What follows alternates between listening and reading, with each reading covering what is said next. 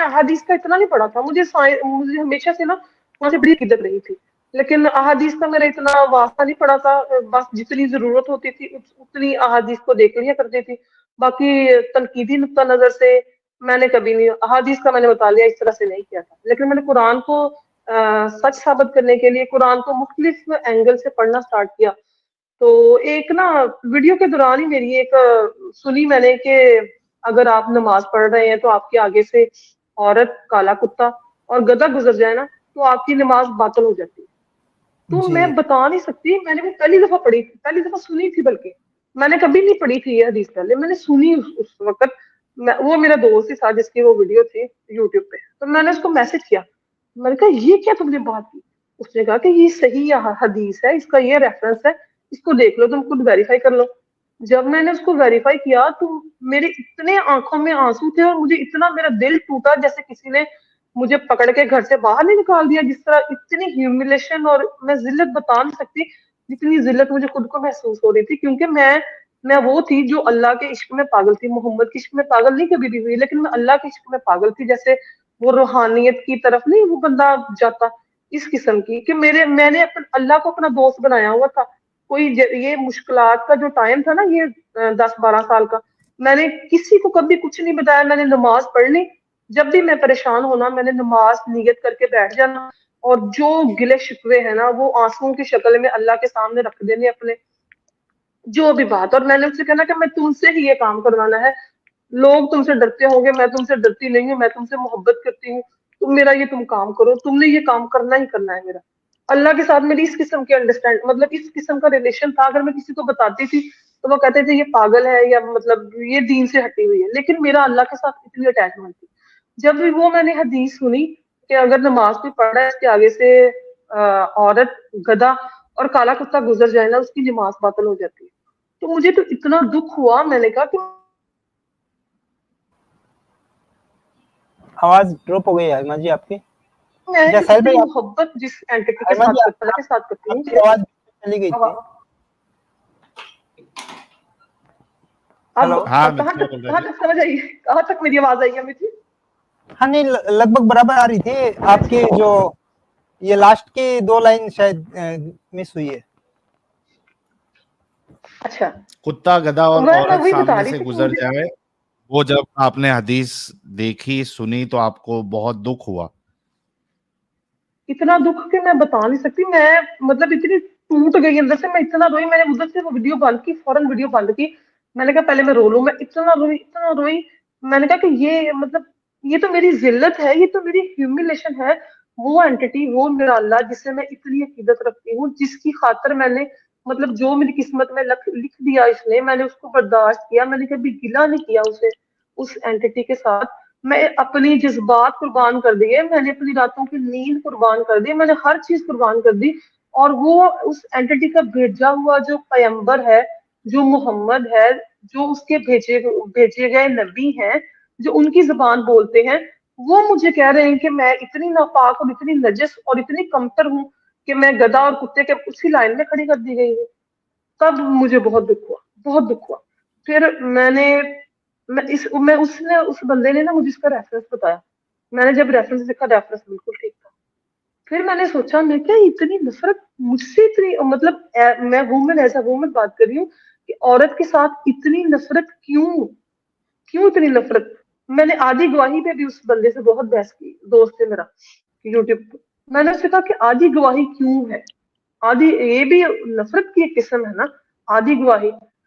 फिर मैंने कहा कि इसको और तरीके से पढ़ना चाहिए कि मेरे मुझसे इतनी नफरत क्यों है। इस्लाम के जैसे मजहब में, जो कि मेरा गरूर है, जिसको मैं गरूर समझती हूँ अपना, कि मैं शुक्र है कि एक मुस्लिम घराने में पैदा हुई, मैंने इतनी मुश्किलात क्यों फेस की, इसीलिए कि मेरे अल्लाह का ये हुक्म है। इसीलिए मैंने फेस की कि मेरे दर्जात बुलंद होंगे अगली लाइफ में, नहीं तो इसी जिंदगी में मुझे इसका बेहतर अजर मिलेगा, बेहतर कोई अच्छा इसका सिला मिलेगा। तो ये सिला मिल रहा है कि मेरी ये औकात है कुत्ते और गधे के बराबर मुझे कर दिया। मैंने फिर उसको, मैं तब ये कर रही थी, अपने अपने नोट्स तैयार कर रही थी इसके लिए, तख्लीक कायनात और हवा और आदम के लिए।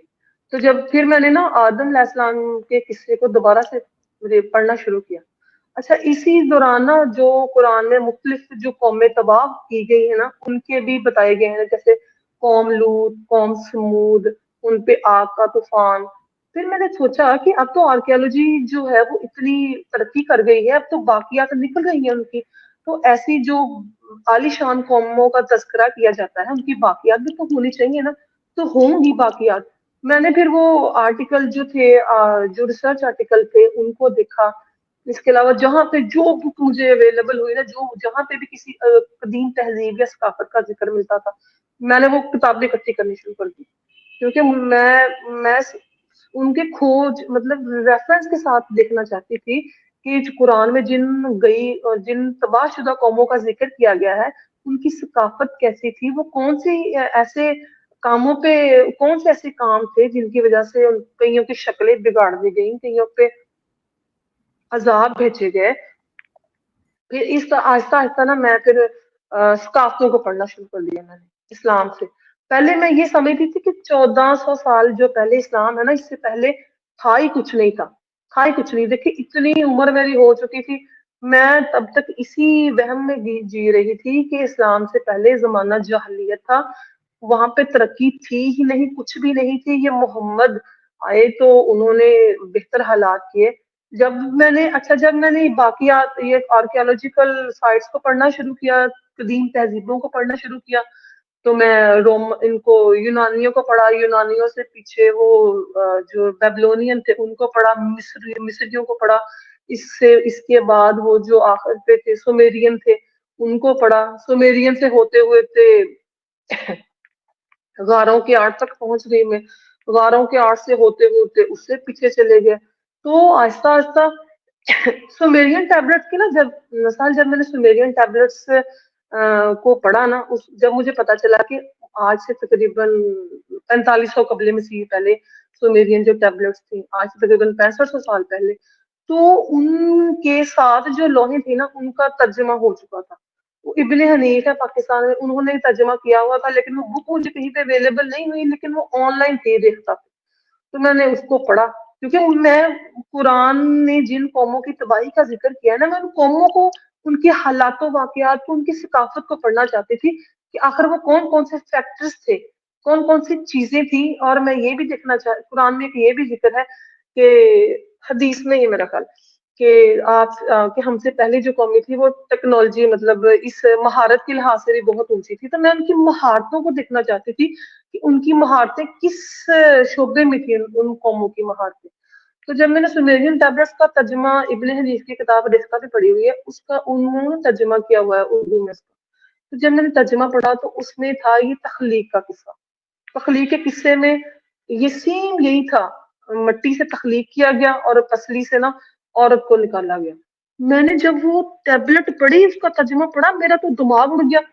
میں نے کہا یہ میں جس اسلام کو میں کہتی ہوں کہ 1400 سال پہلے اس نے ہمیں بتایا ہے، تو اس اسلام سے بھی 5000 سال پہلے ہی سومیرین کسی ٹیبلٹس میں لکھی ہوئی ہے یہ بات، یہ جو تخلیق آدم کا قصہ ہے، جس کو میں ثابت کرنے کے لیے دن رات ایک کر رہی تھی، جس کو میں نے ہر آرٹیکل سرچ کر کے اس کو ریلیٹ کرنے کی کوشش کی، جس پہ میں نے خلقہ اور جالا کو آپس میں کمپیریزن کر کے یہ ثابت کرنے کی کوشش کی کہ آدم کو اتارا گیا تھا، خلقہ کا لفظ نہیں ہے، جال کا لفظ ہے، اس کو افریقہ میں اتارا گیا تھا. اس کے لیے میں نے انگلش کتابیں بھی ترجمے کے ساتھ بہت ساری پڑھی اس فینومینا کو ثابت کرنے کے لیے. لیکن جب میں ٹیبلٹس میں دیکھا میں نے کہا یہ کیا، میں اس پہ اتنی محنت کر رہی تھی. یہ تو تب کے مت ہے جب ابھی انسان نے کیا اسے کہتے ہیں مظاہر فطرت کو دیکھنا شروع کیا تھا. اب اس سے اب سومیرین ٹیبلٹس کی بات ہے تو اس میں تخلیق کا قصہ بھی ہے. ایک تو آدم اور حوا کی تخلیق ہے نا، دوسرا زمین اور آسمان کی تخلیق کا بھی ذکر اس میں سیم وہی جو قرآن میں بیان کیا گیا نا کہ اتنے دنوں میں زمین اور آسمان کی تخلیق کی، سیم یہ سومیرین ٹیبلٹس میں موجود تھا. میں تب اتنی پریشان. ایک عالمگیر طوفان کا ذکر ہے، وہ سیلاب کا ذکر ہے، یہ بھی سومیرین ٹیبلٹس میں. میں نے کہا یہ کیا، یہ تو وہ چیزیں ہیں جن کو یہ مانتے نہیں ہیں، اور انہی سے چیزیں یہ چرا کے اپنی طرف لے کے آ گئے. پھر جب میں نے مصری تہذیب کو پڑھا تو اتنی عالی شان، اتنی رچ، اتنی عمدہ قسم کی تہذیب تھی مصری تہذیب. میں تو حیران رہ گئی، میں تو ان کا آرٹ ان کی شاعری، ان کا جو سسٹم تھا، کلیریکل سسٹم تھا، لکھنے کا طریقہ تھا ان کا، احرام تھے انہوں نے بنائے. میں تو اس پہ مبہوت رہ گئی، ان کی ممیفیکیشن پہ. تب یہ فرعون کا عقدہ بھی مجھ پہ کھلا. یہاں پتہ مسلمانوں میں اکثر کیا کنسیپٹ ہے، وہ ایک ہی اینٹی کو فرعون سمجھتے ہیں کہ فرعون ایک ہی بادشاہ گزرا ہے ان کے نظر میں. میں بھی یہی سمجھتی تھی فرعون ایک ہی تھا بس، جس نے موسیٰ علیہ السلام پہ اتنے ظلم کیے. تو جب میں نے مصری تہذیب کو پڑھا، وہ جو ان کی 28 نسلیں تھیں، وہ تو بھائی وہ تو اس میں اخناتن کو جب میں نے پڑھا تو تب موسیٰ کا قصہ بھی. اچھا، سارگن آف دا کارڈین کو جب میں نے پڑھا تو سارگن آف دا کارڈین جو تھا 1700 قبل مسیح، وہ اس میں لکھ رہے ہیں کہ میں جب چھوٹا سا تھا تو میری ماں نے مجھے، میں بن باپ کے میں پیدا ہوا تھا یا جو بھی تھا، اس کا قصہ پتہ کیا ہے کہ اس کی ماں نے اس کو بکسے میں بند کر کے دریا نیل میں بہا دیا تھا، اور اس کو نیچے سے نام مجھے بھول گیا اس کا، کسی نے اس کو پالا تب وہ بادشاہ بنا. تو جب میں نے سارگن کا قصہ پڑھا تو یہ موسیٰ علیہ السلام کا قصہ تھوڑا سا اس سے ریلیٹ تھا. میں نے کہا یہ تو کتابوں میں موسیٰ علیہ السلام کا قصہ پڑھتی رہی ہوں کہ اس کے ڈر سے انہوں نے، فرعون کے ڈر سے کہ بن کس کے ڈر سے انہوں نے پانی میں بہا دیا تھا. تو جب میں نے خناتن کو پڑھا کہ اس کا قصہ تھوڑا سا مجھے ابراہیم علیہ السلام سے ملتا یہ جلتا ملا حائمہ جی، کہ سورج. جی حائمہ جی. جی آپ نے کتنا کچھ پڑھ لیا ہے کہ اتنا انٹرسٹ ہے کیا آپ کو کتابیں پڑھنے میں؟ میں نے اتنی زیادہ کتابیں اکٹھی کر لی تھی، اور کتابیں ساری کتابیں نہیں اب میرے پاس، یہ بھی ایک مس ہے. لیکن میں نا ساحل اصل میں نا میں قرآن کو سچ ثابت کرنا چاہتی تھی اپنے لیے، اپنی تسلی کے لیے. تو جب میں تہذیبوں کو پڑھتی گئی تب میں دیکھتی گئی کہ یہ ہے کیا، کون کون سے قصوں. وہ کہتے ہیں نا بھانمتی نے کنبا جوڑا، کیا وہ ایسی کہاوت ہے، کہیں کی اینٹ اور کہیں کا روڑا جوڑ کے تو اکٹھا کر دیا. یہ موسیٰ علیہ السلام کا جو قصہ تھا وہ بہانے والا قصہ تھا، وہ تو سارگن کی اس کے جو اس نے لکھا ہے اس میں یہ محفوظ ہے، کوئی بھی اس کو پڑھ سکتا ہے. جب میں نے ان کی یہودی جو ان کے قاعدے قانون کو پڑھا، تو جب میں نے حمورابی کو پڑھا، اس کے وہ جو تھا قانون تھے اس کے 285 کے 86 کے، جب میں نے ان کی شکوں کو پڑھا تو میں تو حیران رہ گئی. میں نے کہا آنکھ کے بدلے آنکھ، یہ سارے جو تھے جس کو میں شریعت سمجھتی تھی کہ یہ الہامی ہے، بھائی یہ تو پہلے سے موجود چیزیں ہیں جو اس میں سے کچھ چیزیں مختلف مذاہب نے اچک نہیں ہیں ان سے. تو اصل جو میرا دماغ کھلا نا وہ سمیرین ٹیبلٹس کا ترجمہ پڑھ کے کھلا. میں نے کہا نہیں بھائی نہیں، یہ تو کچھ اور ہی ہے جس کو میں سچ ثابت کرنے جا رہی ہوں. یہ سچ ثابت ہو ہی نہیں سکتا. میں اصل میں قرآن کے واقعات کو سچ ثابت کرنے پہ گئی تھی، کرنا چاہتی تھی، لیکن میں نے اتنی کوشش کی اس کو سچ ثابت کرنے کے لیے. آپ سمجھ سکتے ہیں کہ جب آپ اتنے عقیدت کے ساتھ کچھ کام کرنا چاہتے ہیں نا تو آپ کے لیے جو رزلٹ ہے نا، جب اپوزٹ نکلتے ہیں نا تو وہ آپ اس کو برداشت ایسے نہیں کر سکتے، آپ ٹوٹ جاتے ہیں. واقعی میں ٹوٹ گئی تھی، میں بہت پریشان تھی. مجھے سمجھ نہیں آ رہی تھی کہ آدھی زندگی جو میں گزار چکی ہوں اس کے لیے کہ مجھے ریوارڈ ملے گا، تو جس بیس پہ میں نے یہ سب کچھ کیا ہے وہ بیس ہل گئی میری، وہ بنیاد ہی ہل گئی میری. تخلیق کا قصہ وہ نکل گیا اس میں سے. اچھا، اس سے ہوتے ہوتے پھر پیچھے غاروں کی التمیرا آرٹ کو جب میں نے دیکھا، غاروں کا آرٹ دیکھا، میں نے ان کو پڑھنے کی کوشش کی. میں نے ان کی ثقافت کو، ان کے چیزوں کو پڑھنے کی کوشش کی کہ وہ کس طرح رہ رہے تھے. تب مجھے وہاں پہ اچھا مین وائل نا مجھے وہ ایک مورتی جو جسے کہتے ہیں وینس سیریز جو ہے وہ ملی مجھے. وہ جو 22,000 سال تک پوجی جاتی رہی. پھر میں پیچھے چلی گئی، پھر میں پیچھے جا کے پڑھنا شروع کر دیا. میں نے کہا پڑھتے ہیں بھی اس کے بارے میں، یہ اس کی حقیقت کیا ہے. اگر میرا اب یہ والا مقام ہے کہ میں آدھی گواہی دے سکتی ہوں، اگر میرا ریپ بھی ہوتا ہے تو 4 لوگوں کا وہاں پہ موجود ہونا ضروری ہے. میں نے اس میں بھی بڑا نہ سوچا. میں نے کہا کہ جو اگر فرض کرو کسی عورت کا ریپ ہو رہا ہے تو 4 مرد کی اگر میں گواہی لے کے آتی ہوں تو وہ مرد اس کو ہٹا نہیں سکتے تھے، اس کام سے روک نہیں سکتے تھے. تب میں نے سوچا کہ یہ جو قاعدہ قانون ہے نا، یہ عرب جہاں پہ صحرا تھا وہاں پہ دور دور تک لوگوں کو نظر آتا تھا. میرا خیال ہے یہ صرف اسی تناظر میں یہ 4 مردوں کی گواہی کا ذکر کیا گیا کہ 4 مرد کہیں دور سے آپ کو دیکھ رہے ہیں تو وہ گواہی دے سکتے ہیں. جبکہ اس والے ماحول میں جہاں پہ ہم اب رہ رہے ہیں، صحرا میں نہیں رہ رہے، میدانی علاقوں میں رہ رہے ہیں، تو یہ میرا اصل جو ٹریگر پوائنٹ تھا نا وہ تو وہ حدیث تھی کہ جو मुझे عورت ہے वाली نا وہ گدے اور کتے کے برابر ہے. یہ میرا ٹریگر پوائنٹ تھا وہاں پہ. اس کے علاوہ جو دوسری چیزوں نے مجھے فیڈ اپ کیا وہ سومیرین ٹیبلٹس کا ترجمہ تھا. وہ ابن حنیف صاحب کا بھلا ہو، وہ ڈیتھ ہو چکی ہے ان کی، انہوں نے ان کا ترجمہ کر دیا ہوا ہے. تو کوئی بھی بندہ جو سن رہا ہے، آپ جا کے سومیرین ٹیبلٹس کا ترجمہ پڑھ سکتے ہیں. اس میں آپ کو جتنے بھی قرآن میں قصے بیان کیے گئے ہیں نا وہ مل جائیں گے آپ کو. اس سے پیچھے چلے گئے غار کا آرٹ میں نے دیکھا، اس سے پیچھے میں نے پڑھنے کی کوشش کی کہ شروعات کیسے ہوئی تھی. پھر میں کوسموس کو پڑھنا شروع کر دیا. مجھے اس میں فلکیات میں اور آسٹرولوجی میں، آسٹرونومی میں بڑا انٹرسٹ تھا. ہبل ٹیلیسکوپ کی جب وہ تصویریں آئیں تو میں تو دنگ رہ گئی. میں نے کہا کہ ایک چھوٹا سا ایک سیارہ زمین جس پہ ہم رہ رہے ہیں، تو باقی تو اتنی بڑی کائنات ہے کہ اس بنانے والے کو، اللہ کو، ہم سے کیا.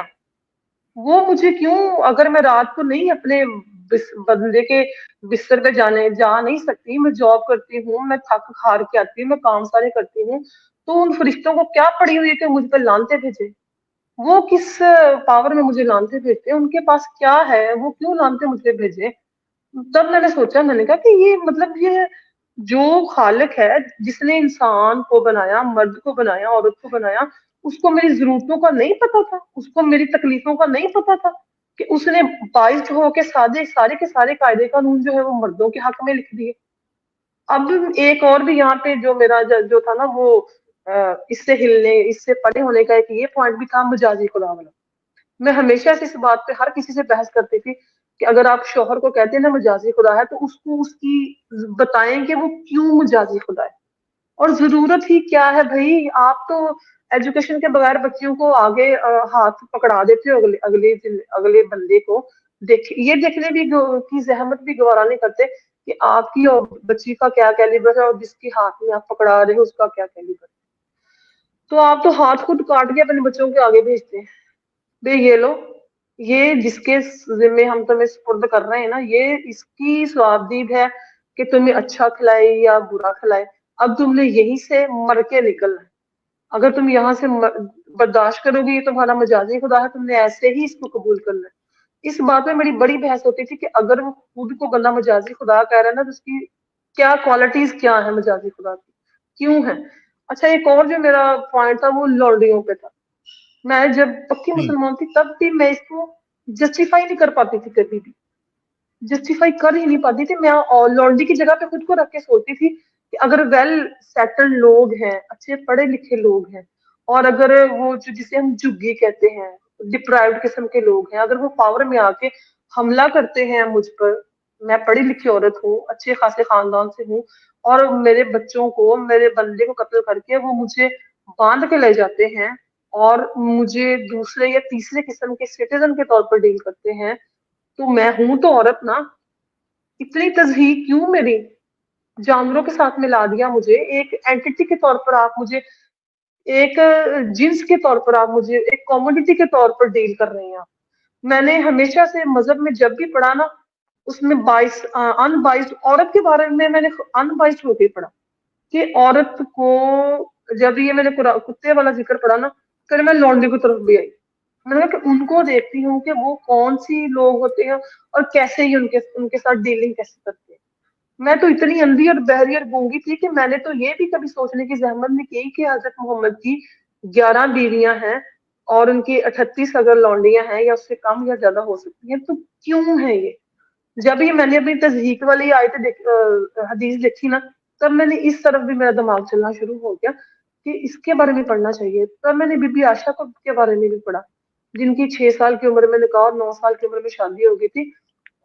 میں ان کی اذیت کا اندازہ لگانا چاہتی تھی کہ جو ان کو فزیکل تکلیف ہوئی ہوگی. میرے ذہن میں پتا یہ کیا تھا، میں ایون خواب میں بھی یہ دیکھتی تھی کہ جو بی بی عائشہ ہے نا، وہ تکلیف سے کرا رہی ہیں اور وہ کہہ رہی ہیں کہ میں اسی لیے ماں نہیں بن پائی کبھی کہ میرا انٹرنل پارٹس ڈیمیج ہو چکے تھے.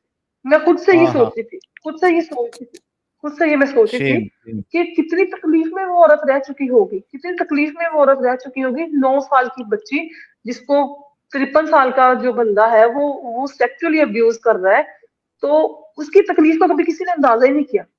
تب میں پھر عورت کے ساتھ مجھے خود سے پیار ہونا شروع ہو گیا. میں نے کہا کہ میں اتنی تکلیفیں برداشت کر کے بھی اب میں اتنی اسٹرانگ ہوں کہ میں بہت سے مردوں سے حسابی طور پر بہت بہتر ہوں. میں بہت سے فیصلے اہم, میں یہ اپنی بات بتا رہی ہوں, اپنے اور اپنے میرے جو گھر والا ہے نا اس کی تھوڑا بات بتا سا رہی تھی. اکثر ہائمہ جی تھوڑا سا آپ کو روکنا چاہوں گا, آئی ایم ریئلی سوری, بڑے جی زبردست طریقے سے جی آپ نے ساری باتیں بتائی ہے, لیکن ابھی جو آپ نے حضرت عائشہ کی بات کی, اور یہ ایک جی ایسا ٹاپک ہے, سلیوری کی بھی آپ نے بات کی, حضرت عائشہ کی بات کی, کہ جو بہت سے دماغی اپنگ مسلمان جو ہوتے ہیں, حالانکہ سارے مسلمان جو ہے وہ دماغی اپنگ ہی ہوتے ہیں, لیکن اس کے باوجود بھی یہ کچھ ایسے ٹاپکس ہے جن کو سن کے ان کے دل کو بھی کنونسنگ جواب نہیں ملتا, یا ان کا دل جو ہے مطمئن نہیں ہوتا کہ ہم نبی کے ان کارناموں پر پردہ کیسے ڈالے, اس کو ہم ایکسپٹ کیسے کریں. ارے وہ نوری جی کا کمنٹ پھر سے رکھنا یار, مجھے وہ ریڈ کرنا تھا. امیت نوری جی کا جو ابھی کمنٹ میں نے ہائی لائٹ کیا تھا نا, وہ کرنا, انہوں نے بہت مست کمنٹ کیا ہے, اسی پہ میں آ رہا تھا.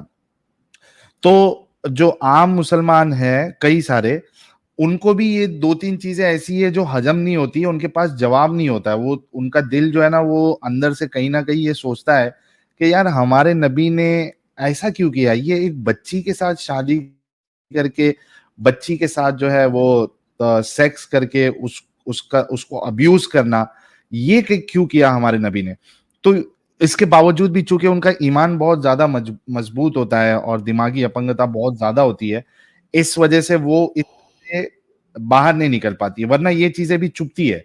نوری جی نے ایک بہت زبردست کمنٹ کیا تھا, لیکن وہ میں رکھا تھا, لیکن وہ کمنٹ ہٹ گیا. نوری جی اگر آپ ہے تو پلیز ایک بار وہ کمنٹ آپ پھر سے ٹائپ کر کے لکھ دیجئے, کیونکہ بڑی زبردست بات نوری جی نے کہی تھی.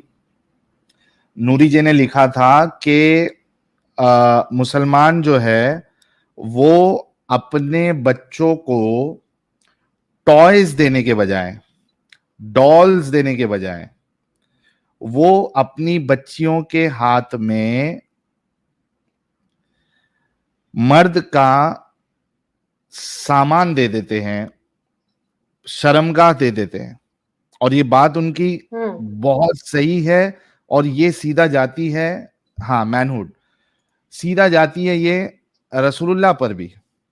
آپ نے ڈال کا ذکر کیا, حدیث میں ڈال کا ذکر آتا ہے, وہ گڑیا سے کھیلتی تھی, حضرت عائشہ جو وہ گڑیا سے کھیلتی تھی. گڑیا سے کھیلنے کی عمر میں ان کو کیا پکڑا دیا ہاتھ میں رسول اللہ نے, آپ خود اندازہ لگاؤ. اور یہ حال جو ہے وہ ایسا نہیں ہے کہ 1400 سال پہلے تک کسی ایک شخص نے کیا, وہ 1400 سال پہلے والے شخص کو دیکھ کر, ان کو رول ماڈل مان کر, ان کو بہترین نمونہ مان کر, کئی ساری جگہ آج بھی ایسی ہے, افغانستان ہے اور عراق ہے یا سیریا ہے, یہاں پہ کئی ساری جگہ پہ یہی حرکت ہو رہا ہے.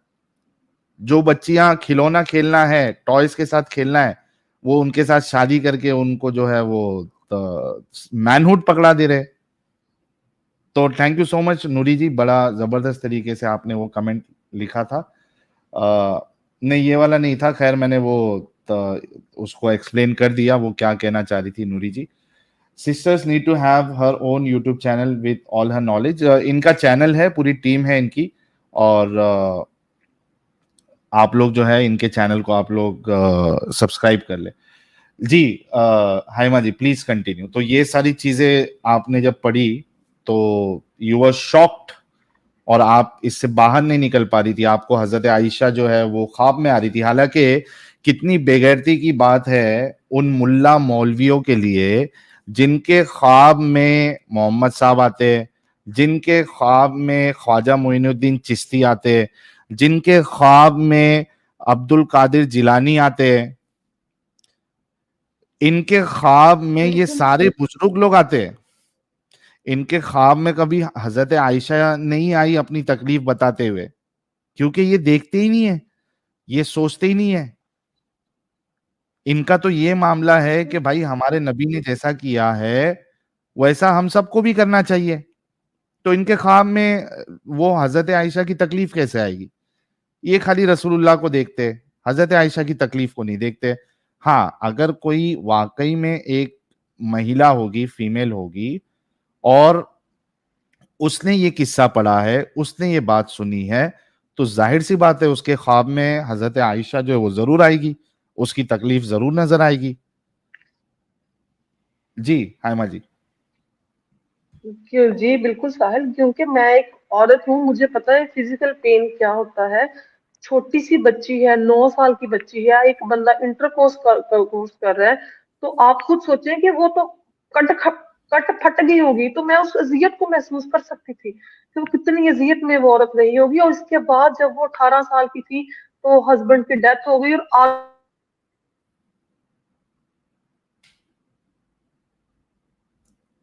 آگے سے سارے راستے اس کے لیے مسدود کر دیے لوگوں کی. امہات المومنین کے ساتھ واقعی میں بڑی ہمدردی محسوس ہوئی.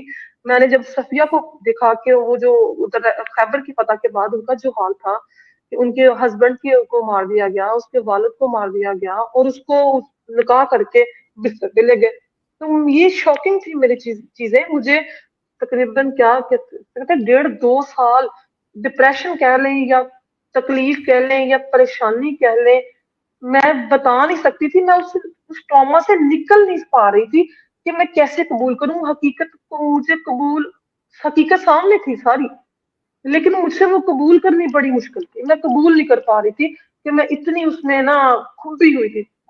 اس کے بعد میں سمجھ رہی تھی کہ میں کروں گی کیا, کہ اتنا بڑا دھوکا کہ میرے پاس الفاظ نہیں تھے. میں نے پھر میں نے کہا قدیم ثقافتوں کو پڑھنا شروع کرتے ہیں کہ اچھا مین وائل نا قوم لوط کا میں نے پڑھا ہوا تھا, قوم لوط کا یہ تھے اور قوم لوط وہ تھے. میں نے نا پرسنالٹیز کے بارے میں پڑھنا شروع کیا کہ یہ پرسنالٹیز کیا ہوتی ہیں. میں نے فرائڈ کو پڑھا. جب میں نے فرائڈ کو پڑھا نا, سیگمنڈ فرائڈ کو, بھائی اس نے تو ان کی کیا اسے کہتے ہیں مذہب کی چولہے جسے کہتے ہیں بنیادیں وہ ہلا دی. اس نے میری بھی بنیادیں ہلا دی سیگمنڈ فرائڈ نے.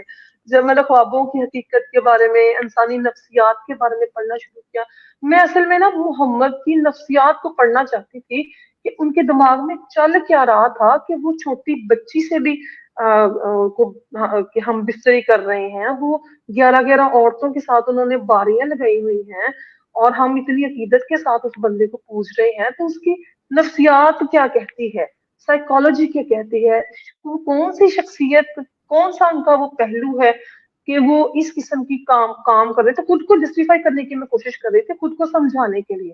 میں نے کبھی کسی سے بحث نہیں کی تھی, میں نے کبھی کچھ لکھا نہیں تھا, میں نے کسی کو نہیں پتا تھا میرے اندر کیا طوفان چل رہا ہے, کیا میرے اندر پک رہا ہے. لیکن میں خود کو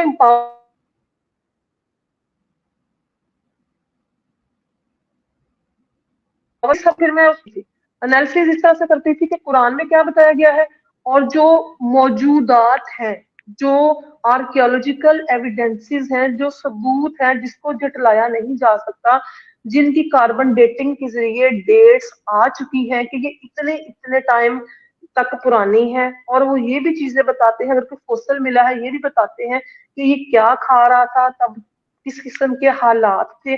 میں نے ان سب کو پیرلل رکھ کے سوچا. جب میں انالیسس کرتی تھی قرآن میں کیا اس قوم کے بارے میں بتایا گیا ہے, آرکیولوجیکل فیکٹس کیا کہتے ہیں, اور تب میں دیکھتی تھی کہ وہ جو آرکیولوجیکل جو تھے وہ ان کا کیا جواب ہے, اور قرآن نے اس واقعے کو کیسے پورٹریٹ کیا ہے. صرف ایک واقعے کو یہاں پہ بتا دیتی ہوں, ایک قوم کو جس کو یہ قوم لوط کہتے ہیں نا, کہ وہ ہم جنسیت میں مبتلا تھے, ان پہ آگ کا عذاب آیا. پومپئی 79 میں اٹلی کا ماؤنٹ ویسوویس جب پھٹا تو وہاں پہ وہ اتنے خوشحال قسم کے لوگ تھے جن پہ وہ 20 فٹ جو تھی وہ طے اس میں دب گئے. جب میں نے اس تہذیب کو وہ چھوٹی سی جو کمیونٹی تھی ان کو پڑھا جب, تو وہ تو بڑے ہی پیارے لوگ تھے. ان کا آرٹ اتنا زبردست ہے, موزیک ان کا آرٹ ہے, وہ شیشے کے چھوٹے چھوٹے ٹکڑے جوڑ کے نہیں جو بنائی جاتی مختلف شبیہیں تصویریں, آرٹ جو ہے ان کا موزیک آرٹ, ان کا موزیک آرٹ اتنا وہ بہترین ہے نا ان کا پومپئی کا. اس کے علاوہ ان کی پینٹنگ اتنی بہترین ہے, ان کا وہ جو سارا رہنے سہنے کا انتظام ہے وہ اتنا بہترین نایاب قسم کا ہے. لیکن وہ ان کے